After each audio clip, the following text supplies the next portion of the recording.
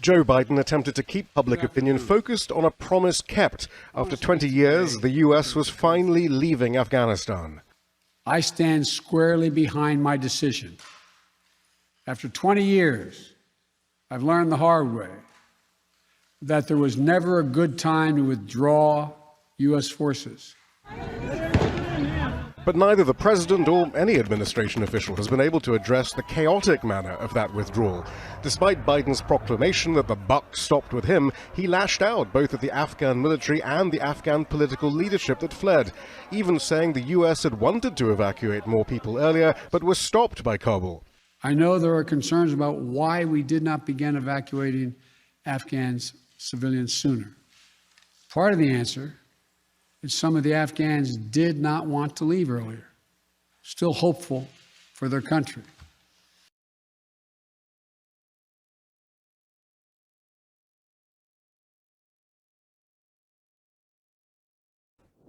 Military flights evacuating diplomats and civilians from Afghanistan resumed early on Tuesday.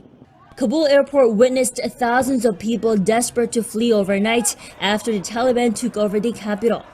That included an American military cargo plane which evacuated some 640 Afghans who desperately pulled themselves on board.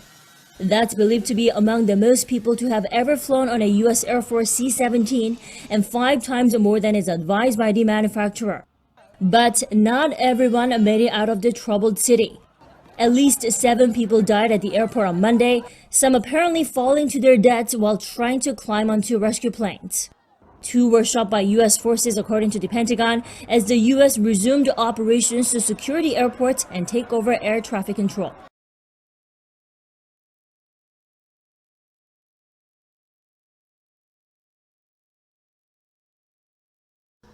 It's been around 72 hours since search and rescue began after a mudslide hit the Chaidar coal mine in Qinghai. This is the location where about 19 workers are trapped directly underground. They are about 19 meters underneath the surface. The reason why this is so challenging to carry out the rescue mission is, first of all, this is an open area for coal production, and after they finish the production of the coal, they dump mud, sand, and dirt inside. And after days of rainpour, the surface collapsed. And this is why the 19 individuals are trapped underground.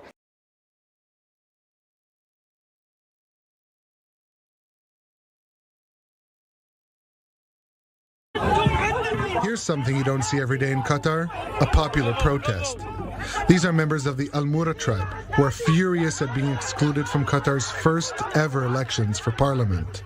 Earlier this month, Qatar's ruler Sheikh Tamim bin Hamad Al Thani approved a set of new voting laws for the kingdom's legislature, the Shura Council. The laws stipulate that Qataris will choose 2/3 of the 45-member body. Sheikh Tamim will continue to appoint the other 15 members. To be eligible to run in the elections, a candidate must be over the age of 30 and of, quote, original Qatari descent. This does not include the Al Mura tribe, one of the Gulf's largest Bedouin groups with roots tracing back to Saudi Arabia.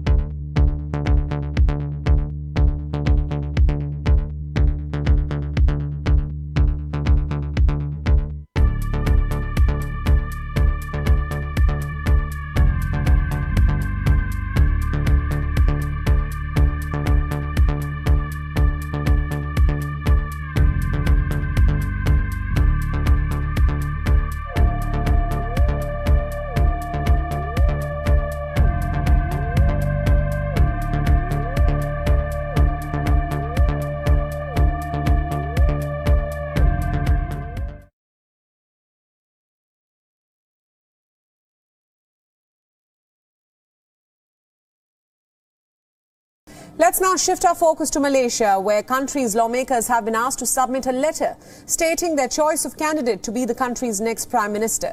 The development comes a day after Malaysia's embattled Prime Minister Muhyiddin Yassin tendered his resignation to the King, citing a lack of parliamentary support. Yassin resigned on Monday without any obvious successor, becoming the shortest ruling leader ever to rule the country. This comes at a time when the Southeast Asian nation is battling a resurgence of the coronavirus and a worsening economic fallout. According to the latest reports, Malaysia's King Al Sultan Abdullah is set to meet the party leaders to ramp up his search for a new prime minister.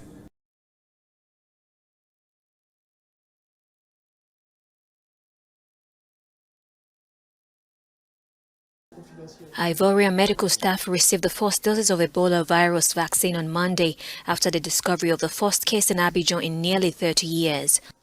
The single identified case of Ebola in the country was identified over the weekend in Abidjan in an 18-year-old Guinean lady who had arrived in the country on Wednesday from Guinea.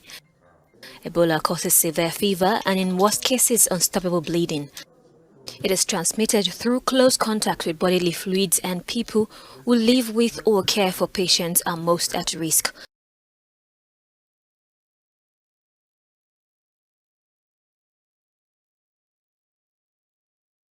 The U.S. is reporting the highest number of COVID cases on consecutive days since January. We're also seeing record high hospitalizations for people under 49 years old.